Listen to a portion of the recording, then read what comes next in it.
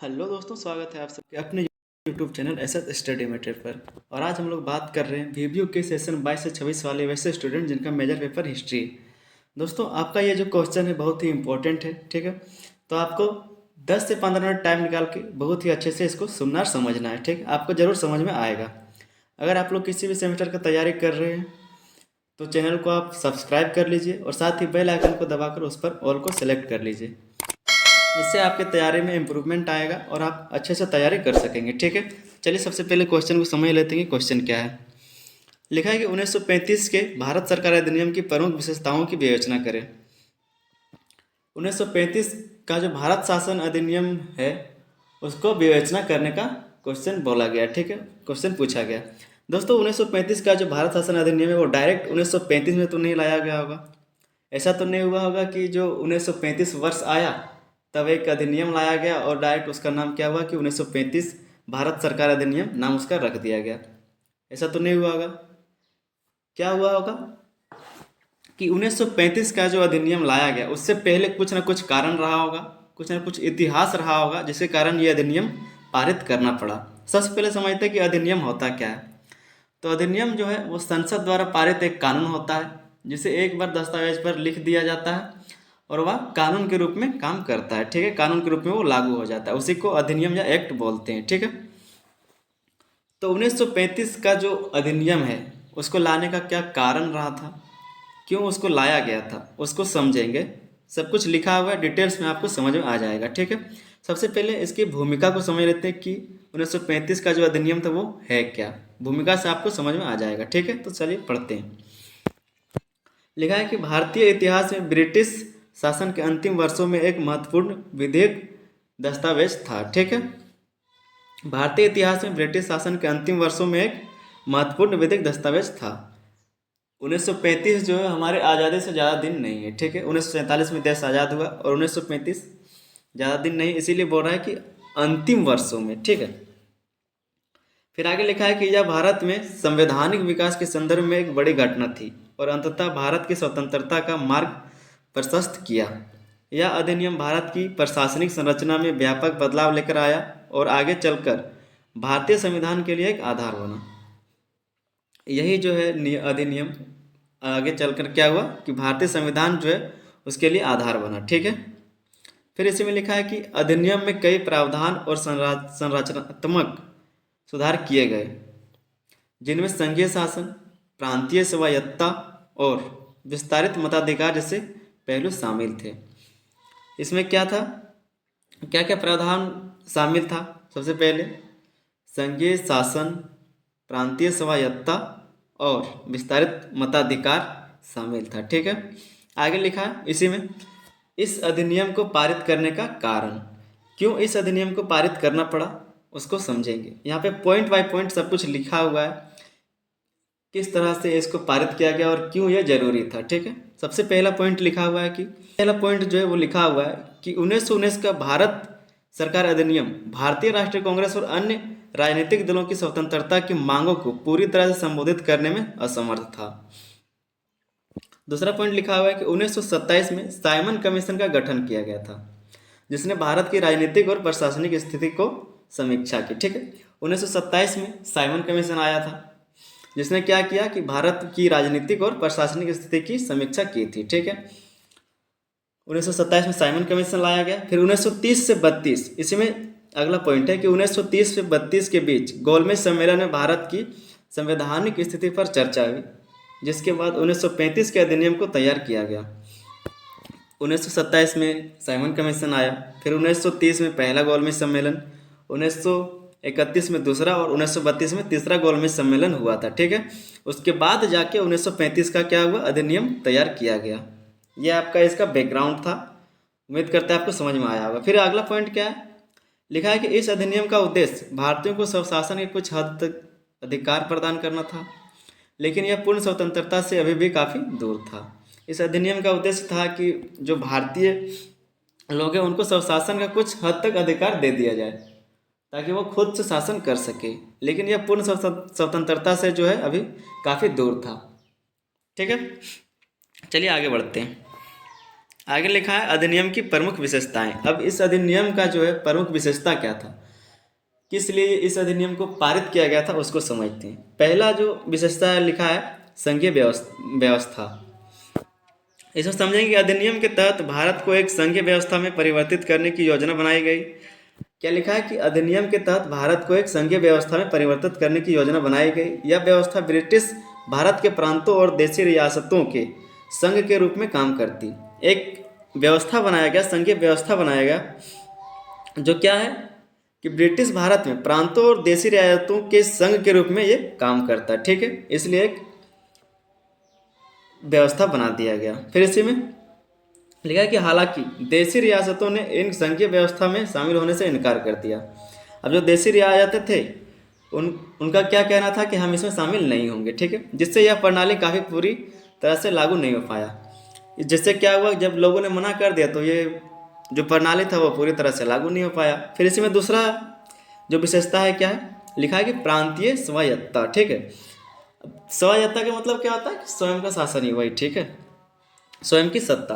प्रांतीय स्वायत्तता इस अधिनियम के तहत प्रांतों को अधिक स्वायत्तता प्रदान की गई। ठीक है, इस अधिनियम के तहत क्या किया गया कि जो प्रांत है उसको और ज़्यादा स्वायत्तता प्रदान की गई। इसमें अगला पॉइंट लिखा हुआ है कि प्रांतों में द्वैत शासन प्रणाली को समाप्त कर दिया गया और प्रांतीय मंत्रियों को विधायिका के प्रति जवाबदेह बनाया गया। प्रांतों में जो डायरकी था उसको समाप्त कर दिया गया, द्वैत शासन प्रणाली जो था उसको समाप्त कर दिया गया और प्रांतीय मंत्रियों को विधायिका के प्रति जवाबदेह बनाया गया। अब जो प्रांतीय विधायिका है उसको जवाबदेह के लिए उसको बनाया गया, खड़ा किया गया। ठीक है, चलिए आगे देखते हैं। आगे लिखा है कि राज्यपाल के पास कुछ विशेषाधिकार बरकरार रहे, जैसे आपातकालीन परिस्थितियों में हस्तक्षेप करने का अधिकार। अब जैसे राज्यपाल जो है वो आपातकाल स्थिति में क्या कर सकता है कि अपना हस्तक्षेप कर सकता है उन सब क्षेत्रों में। ठीक है, इसी में तीसरा विशेषता लिखा हुआ है कि विषयों का वर्गीकरण। अब जो विषय है उसका वर्गीकरण कर दिया अलग अलग क्षेत्रों में। ठीक है, लिखा है केंद्रीय और प्रांतीय शासन के बीच शक्तियों का स्पष्ट वर्गीकरण किया गया। अब केंद्र और प्रांत जो है उसके शासन में अलग अलग शक्ति का बंटवारा कर दिया गया। ठीक है, इसमें लिखा है कि संघीय सूची। सबसे पहला पॉइंट क्या है कि संघीय सूची। केंद्रीय सरकार के लिए विषय जैसे विदेश नीति, रक्षा और मुद्रा, ये आपका संघीय सूची के अंतर्गत आता है। ठीक है, दूसरा पॉइंट है प्रांतीय सूची। इसमें इसके अंतर्गत आता है प्रांतीय सरकारों के लिए विषय जैसे शिक्षा, स्वास्थ्य और कृषि, ये आपका प्रांतीय सूची के अंतर्गत आता है। तीसरा जो वर्गीकरण था वो था संयुक्त सूची। इसमें क्या है कि केंद्र और प्रांत दोनों के लिए विषय जैसे आपराधिक कानून, विवाह और तलाक, ये जो तीनों चीज़ें वो आपका संयुक्त सूची के अंतर्गत आता है। ठीक है, ये आपका तीसरा विशेषता था। चलिए आगे बढ़ते हैं। चौथा विशेषता लिखा हुआ है द्विसदनीय विधायिका। ठीक है, केंद्र में एक द्विसदनीय विधायिका का प्रावधान किया गया। केंद्र में जो एक द्विसदनीय विधायिका का प्रावधान लाया गया। इसमें क्या पॉइंट दिया हुआ है, लिखा है काउंसिल ऑफ स्टेट और दूसरा फेडरल असेंबली। ठीक है, दोनों को समझते हैं। काउंसिल ऑफ स्टेट क्या है, लिखा है कि ऊपरी सदन जिसमें आंशिक रूप से नामांकित और आंशिक रूप से निर्वाचित सदस्य होते थे। वहाँ पर क्या होता है, नामांकित और निर्वाचित सदस्य होते थे। ये जो काउंसिल ऑफ स्टेट्स है वो ऊपरी सदन था। ठीक है, फिर दूसरा है कि फेडरल असेंबली, इसमें निचला सदन, इसी को निचला सदन बोलते हैं, जो निर्वाचित सदस्यों से मिलकर बना था। यहाँ पे चुने हुए लोग आते थे। ठीक है, चलिए आगे बढ़ते हैं। पांचवा विशेषता लिखा है गवर्नर जनरल की शक्तियाँ। अब जो गवर्नर जनरल का जो शक्ति है उसके बारे में समझना है कि क्या शक्ति रह गया गवर्नर जनरल का। लिखा है कि गवर्नर जनरल को अधिनियम के तहत केंद्रीय सत्ता का प्रमुख माना गया। अब जो केंद्रीय सत्ता है उसका प्रमुख किसको बना दिया गया, गवर्नर जनरल को। ठीक है, दूसरा पॉइंट है उनके पास विधायिका के कानूनों को स्वीकार करने, अध्यादेश जारी करने और संघीय सरकार का प्रशासन चलाने के लिए व्यापक अधिकार थे। अब जो गवर्नर जनरल है वो क्या कर सकता है, कानूनों को अस्वीकार कर सकता है, अध्यादेश जारी कर सकता है कोई काम के लिए, साथ ही संघीय सरकार पर प्रशासन चलाने के लिए उसके पास क्या था, अधिकार दिया गया। ठीक है, इसी में तीसरा पॉइंट है आपातकालीन स्थितियों में गवर्नर जनरल के पास बहुत सी शक्तियां थी। अब जैसे आपातकाल स्थिति आ जाता है तो उस समय के लिए भी गवर्नर जनरल के पास जो है बहुत सारी शक्तियां दी गई थी, जिससे उनकी स्थिति अत्यधिक मजबूत बनी रही। जिससे गवर्नर जनरल का जो शक्ति पहले था उसी तरह का शक्ति जो है बना रहा। ठीक है, अगला पॉइंट 6 नंबर पर दिया हुआ है, देसी रियासतें। इसमें जो पॉइंट लिखा हुआ है, अधिनियम में यह भी प्रावधान किया गया कि देसी रियासतें संघीय व्यवस्था का हिस्सा बन सकती थी, लेकिन ऐसा करना उनके लिए अनिवार्य नहीं था। लिखा है कि अधिनियम में जो प्रावधान किया गया था, इसमें क्या था कि देसी रियासतें जो है वो संघीय व्यवस्था का हिस्सा बन सकती, लेकिन अगर वो चाहे तो नहीं भी बन सकती, ऐसा कोई जरूरी नहीं था। ठीक है, इसी में दूसरा पॉइंट है कि अधिकांश रियासतों ने इनमें शामिल होने से मना कर दिया, जिससे संघीय ढांचा विफल हो गया। अब जो देसी रियासत का जो अधिकार लाया गया था, जो विशेषता बता रहा है, उसमें क्या हुआ कि अधिकांश रियासतों ने इनमें शामिल होने से मना कर दिया, जिससे क्या हुआ कि संघीय ढांचा जो था वो विफल हो गया, वो सफल नहीं हो पाया। ठीक है, इसी में जो 7वां विशेषता लिखा हुआ है, अधिकारों का विस्तृत मताधिकार। ठीक है, अब अधिकारों का विस्तृत मत, अब जो अधिकार थे उसको बराबर में बांटना। ठीक है, लिखा है कि मताधिकार का विस्तार किया गया, जिससे लगभग 10% भारतीय वयस्कों को मताधिकार प्राप्त हुआ। मताधिकार में विस्तार लाया गया, उसमें संख्या को बढ़ाया गया लगभग 10%, जिसमें क्या हुआ 10% लोगों को, वयस्कों को मताधिकार का अधिकार प्राप्त हुआ। आगे लिखा कि हालांकि यह संख्या अभी भी बहुत सीमित थी और केवल संपत्ति, शिक्षा और करों के आधार पर ही मतदाता बन सकते थे।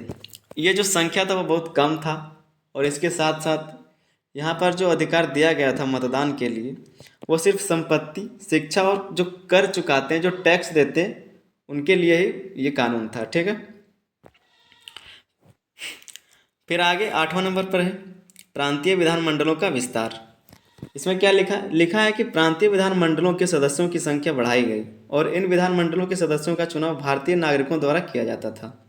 अब प्रांतीय विधानमंडल जो, उसमें सदस्यों की संख्या बढ़ा दिया गया, और साथ ही ये जो विधानमंडलों के जो सदस्य होते थे, जो विधानमंडल का सदस्य होता था, उसको भारतीय लोग अपने द्वारा चुनते थे। ठीक है, यह आपका 8वां विशेषता हो गया। फिर है 9वां नंबर। 9वां में क्या लिखा है कि भारत में न्यायिक स्वतंत्रता। भारत में न्यायिक स्वतंत्रता के लिए एक विशेषता लाया गया। इसमें क्या है कि उच्चतम न्यायालय की स्थापना की गई, जो ब्रिटिश भारत में पहली बार उच्चतम न्यायिक संस्था के रूप में काम करने लगी।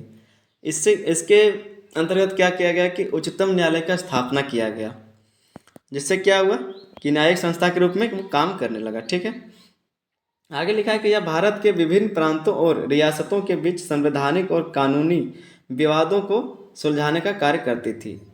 ये जो उच्चतम न्यायालय का स्थापना किया गया, इसका क्या काम था?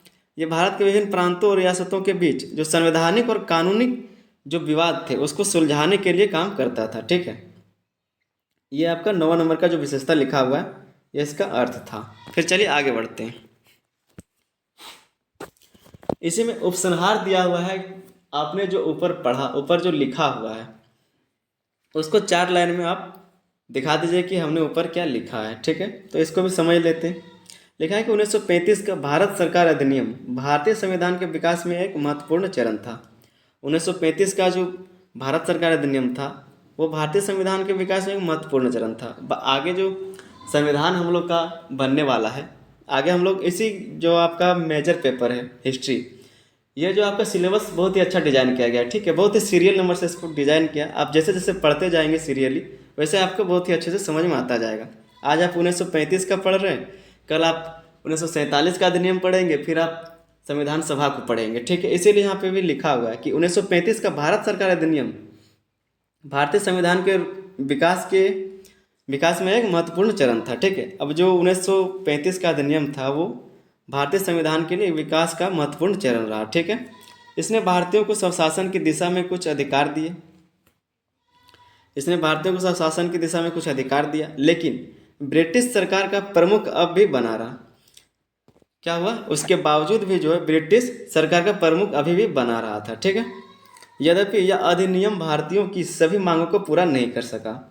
इससे भारतीय राजनीतिक ढांचे में बड़े सुधार किए गए और भारत में स्वतंत्रता की दिशा में महत्वपूर्ण भूमिका निभाई गई। ठीक है, इससे भारतीय राजनीतिक ढांचे में बड़े सुधार भी किए गए और साथ ही भारत में स्वतंत्रता की दिशा में महत्वपूर्ण भूमिका निभाया गया। दोस्तों, ये आपका 1935 का भारत सरकार अधिनियम था। इसके बाद हम लोग पढ़ेंगे 1947 का अधिनियम। ठीक है, इसी तरह से और 2-3 क्वेश्चन और बच गया आपका मेजर पेपर 6 के लिए। उम्मीद करते हैं आपको समझ में आया होगा, और अगले वीडियो के लिए चैनल को सब्सक्राइब कर लीजिए। और पीछे का वीडियो अगर आप लोगों ने नहीं देखा है तो डिस्क्रिप्शन में उसका लिंक दिया हुआ है, आप वहाँ से जाके देख सकते हैं। ठीक है, ठीक है दोस्तों, आप चैनल को सब्सक्राइब जरूर कर लीजिए, ताकि इससे क्या होगा कि आप ही का तैयारी और बेहतर होगा। चलिए मिलते हैं अगली वीडियो में, तब तक के लिए धन्यवाद। जय हिंद।